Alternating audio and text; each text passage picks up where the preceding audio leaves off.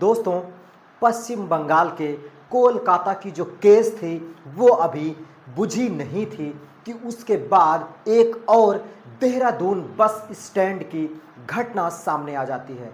दोस्तों, जहां उस लेडी डॉक्टर को लेकर के पूरे देश में हंगामा मचा हुआ था, पूरे देश में हाहाकार मचा हुआ था, उसी बीच 12 अगस्त को एक और घटना अंजाम ले लेती है।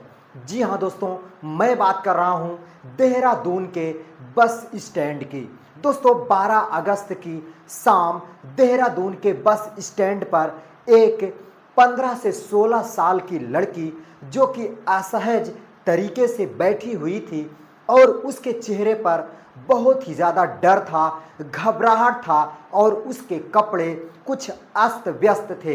दोस्तों, वो बार बार अपने कपड़े को संभाल रही थी और बार बार चारों तरफ डर की निगाह से देख रही थी, जबकि उसी बस स्टैंड पर एक कंडक्टर उसकी तरफ निगाहें बनाए हुआ था। दोस्तों, जब वो किसी को देखता तो वो उससे निगाहें चुरा लेता और दूसरी तरफ देखने लगता। दोस्तों, जब कोई नहीं दिखाई देता तो वह उसी लड़की की तरफ बढ़ता और उसको देखने लगता। दोस्तों, ये सारी घटना एक उसी बस स्टैंड का जो गार्ड था वो देख लेता है। दोस्तों, उस गार्ड को जब लड़की की असहजता का पता चला तो वो लड़की के पास तुरंत गया और उसके असहज होने का कारण पूछने लगा। दोस्तों, लड़की ने बताया कि मैं पटियाला जाना चाहती हूँ जो कि पंजाब में है, मुझे नहीं पता है कि कौन सी बस वहाँ जाएगी। दोस्तों, उस गार्ड ने उसे दिलासा दिलाया और उसे संतोष दिलाया कि तुम्हें ज़रूर बस मिल जाएगी, लेकिन पहले ये बताओ तुम इतनी घबराई हुई क्यों हो और इतनी डरी हुई क्यों हो। दोस्तों, लड़की कुछ नहीं बताई बल्कि एक छोटे से बैग को जो वो अपने हाथ में समेट करके ली थी उसे कस करके पकड़ लेती है और कहती है कि बस मुझे वही बस पकड़ा दो, मैं जहाँ जाना चाहती हूँ मैं चली जाऊँगी। दोस्तों, वो जो गार्ड था वो बगल में हट करके चाइल्ड हेल्प लाइन नंबर पर फ़ोन कर देता है और फ़ोन करने के बाद वो उस लड़की की असहजता का कारण उन्हें बता देता है। दोस्तों, चाइल्ड हेल्पलाइन से जो ऑफिसर थे वो तुरंत अपनी गाड़ी लेते हैं और पुलिस को इन्फॉर्म करते हैं और पुलिस समेत वहां पर 2 गाड़ियां आ जाती हैं। दोस्तों, एक गाड़ी में पुलिस और दूसरी गाड़ी में चाइल्ड हेल्पलाइन नंबर से जो उसने फ़ोन किया था वो ऑफिसर आ जाते हैं। दोस्तों, वो सब उस लड़की की जब हालत देखते हैं तो उन्हें साफ पता चल जाता है कि ये लड़की ज़रूर किसी परेशानी में है और इसके डर का कारण इसकी परेशानी ही है। दोस्तों, वो लड़की के पास जब जाने लगते हैं तो लड़की और भी ज़्यादा डर जाती है और अपने छोटे से थैले को अपने सीने से लगा करके थर थर काँपने लगती है। दोस्तों, वो ऑफिसर समझ जाते हैं कि इस लड़की को मर्दों से अधिक डर लग रहा है, जिस वजह से वो पीछे हट जाते हैं और एक लेडीज पुलिस को जो कि बहुत ही ज़्यादा संवेदनाशील लेडीज पुलिस थी और वो एक ऑफिसर भी थी, उनको उस लड़की के पास भेजा जाता है। दोस्तों, वो महिला पुलिस जब उस लड़की के पास जाती हैं और उससे उसके डर का कारण पूछती हैं तो वो जो लड़की है वो सबसे पहले तो मना कर देती है और कहती है कि मुझे पटियाला जाना है, मुझे कौन सी बस लेनी है बस मुझे बता दीजिए।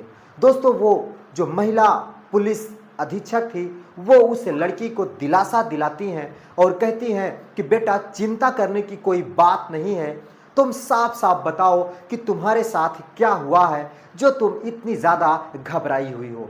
दोस्तों, वो कुछ भी नहीं बोल पा रही थी, डर के कारण थर थर काँप रही थी और वो चारों तरफ जैसे अपने आप को बचाने के लिए देख रही हो। दोस्तों, वो लेडीज पुलिस उसे थाने ले आती हैं और उसको खाना खाने के लिए देती हैं और उसे पानी भी पिलाने के लिए देती हैं और फिर थोड़ी देर उसे आराम करने के लिए उसे छोड़ देती हैं। दोस्तों, 2-3 घंटे के बाद वो फिर उससे पूछताछ शुरू कर देती हैं। दोस्तों, फिर वो लड़की कुछ बोल पाती लेकिन उसका डर अभी भी बना हुआ था। दोस्तों फिर वो लेडीज ऑफिसर उसके कंधे पर अपना हाथ रखती हैं, उसके सर पर अपने हाथ को फिराती हैं और कहती हैं कि बेटा यहाँ डरने की कोई ज़रूरत नहीं है, हम तुम्हारी पूरी मदद करेंगे, हम तुम्हारे घर तक छोड़ेंगे और तुम्हारे साथ जो कुछ भी हुआ है मैं उसे जानना चाहती हूँ ताकि उन लोगों को ये किए की सज़ा दे सकें। दोस्तों वो लड़की अब थोड़ी सी सहम जाती है और अपने डर को दूर करती है और वो जो खुलासा करती है उसे सुनने के बाद वहाँ सभी लोगों के होश उड़ जाते हैं और सारे लोगों के पैरों तले ज़मीन खिसक जाती है। दोस्तों वो बताने लगती है कि वो जो है अपने घर से अकेले भाग करके आई हुई है। थोड़ी सी बात पे वो घर में उसके झगड़ा हो जाता है जो कि उसके माता पिता से ही हो जाता है। दोस्तों वो बताती है कि मैं सबसे पहले कश्मीर बस स्टैंड पर आती हूँ और वहाँ से एक बस पकड़ती हूँ और उसी बस से मुझे पटियाला आना था।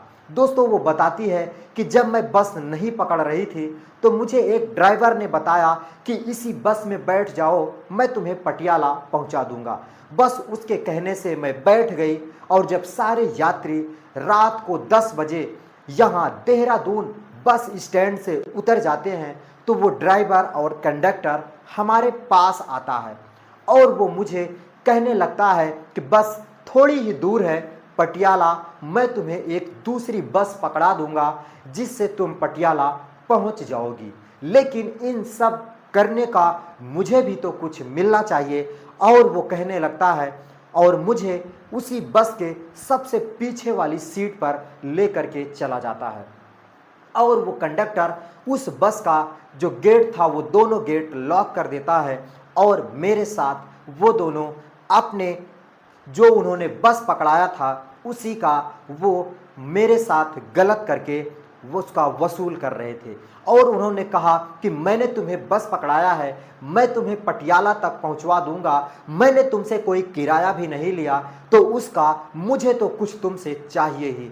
दोस्तों वो फिर लड़की के ऊपर टूट पड़ते हैं और एक एक करके लड़की का सारा कपड़ा निकाल करके उसी बस के अंदर फेंक देते हैं। दोस्तों लड़की पूरे तरीके से जब वो नंगी हो जाती है तो वो बस कंडक्टर और बस का ड्राइवर दोनों मिल करके उस लड़की के साथ बलात्कार करने लगते हैं।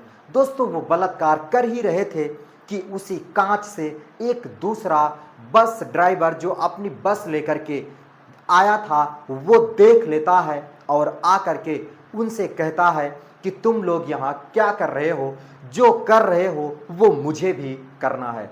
दोस्तों फिर क्या वो बस ड्राइवर और बस कंडक्टर उस दोनों ड्राइवर को भी उसी बस के अंदर बुला लेते हैं और उसी लड़की के साथ वो दोनों ड्राइवर भी वही चीज़ करना शुरू कर देते हैं। दोस्तों उन दोनों ड्राइवर और कंडक्टर को एक एक करके बलात्कार करने के बाद वो दोनों ड्राइवर भी उस लड़की के साथ बलात्कार करके बाहर निकल आते हैं। दोस्तों जब वो चारों बलात्कार करके उस लड़की को असहज कर देते हैं, बिल्कुल परेशान कर देते हैं, तो जो बस कंडक्टर था वो कहता है कि सर मुझे कुछ कैश काउंटर पर जमा कर देना है जो लोगों के टिकट का पैसा है।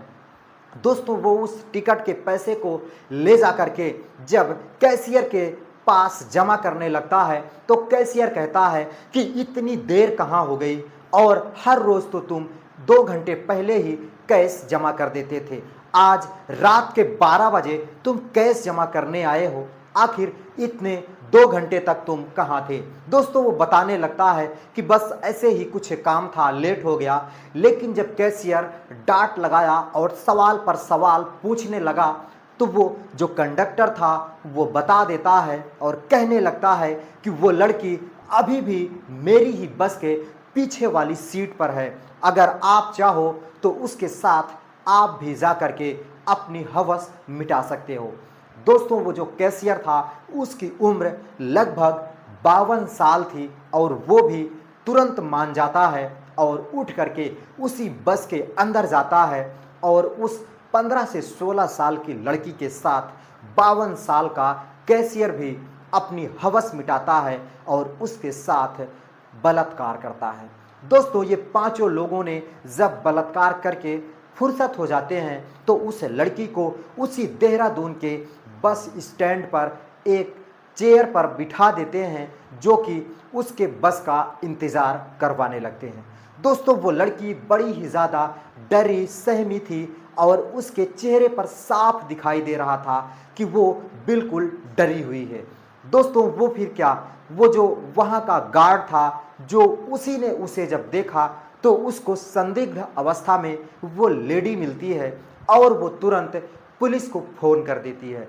दोस्तों पुलिस ने जब आकर के उसकी जांच करी और फिर जब उसने ये सारी बात बताई तो पुलिस ने उन लोगों को तलाश करने लगी। दोस्तों देहरादून काफ़ी व्यस्त बस अड्डा है, वहाँ पर अक्सर बहुत सारे लोगों का आना जाना बना रहता है और बहुत सारी सीसीटीवी जो कैमरे हैं वो भी लगे हुए हैं।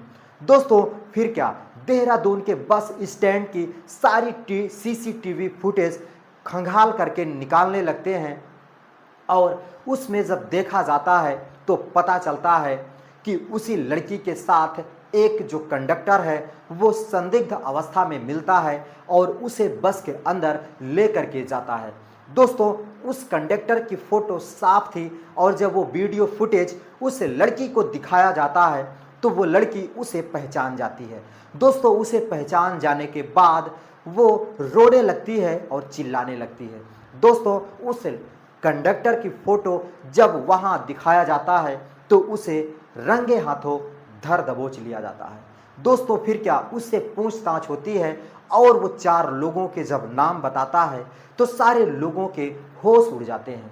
दोस्तों आज उन 5 लोगों को गिरफ्तार कर लिया गया है और 5 लोगों को जेल में भेज दिया गया है। दोस्तों अगर वो उस दिन जो गार्ड था वो लड़की की असहजता का जो कारण था वो जानने की कोशिश नहीं करता तो ये केस भी दबी की दबी रह जाती और उस लड़की के साथ की हुई दरिंदगी किसी के सामने नहीं आ पाती। दोस्तों वो जो गार्ड था उसी ने लड़की को भगवान के रूप में आकर के एक बचाया और उसी के कारण उसके 5 गुनहगार आज जेल के अंदर हैं। दोस्तों इस कहानी से किसी को डराना, किसी को धमकाना नहीं है, बल्कि मेरा मकसद है कि हर किसी को एक जानकारी मिल सके और हर किसी को ये सूचना मिल सके कि आज बहू बेटियां बिल्कुल भी असहज नहीं हैं। अगर उन्हें सुरक्षित पाना है तो उनके साथ हमें और आपको लगा रहना होगा, क्योंकि हमारे देश का जो शासन है वो इतना ज़्यादा मजबूत अभी नहीं हो पाया है जहाँ पे हर रोज़ ऐसी घटनाएं घटित होती रहती हैं। दोस्तों ये कहानी कैसी लगी, अगर ज़रा भी अच्छी लगी हो तो इस वीडियो को लाइक कर दीजिएगा, चैनल को सब्सक्राइब कर लीजिएगा। मैं मिलता हूँ फिर किसी नई कहानी के साथ, तब तक के लिए दोस्तों नमस्कार।